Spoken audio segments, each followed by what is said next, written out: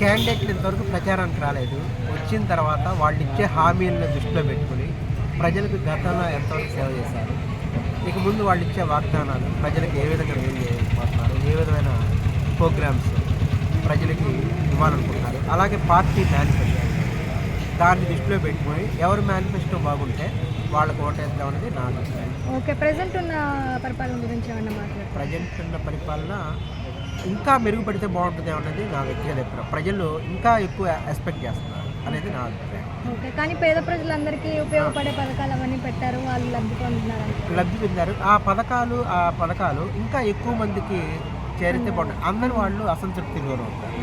అందరికీ ఎక్కువ మెజారిటీ మందికి అందజేస్తే ఇంకా బాగుంటుంది, ఇంకా మంచి పేరు వస్తుంది అనేది నా వ్యక్తిగత.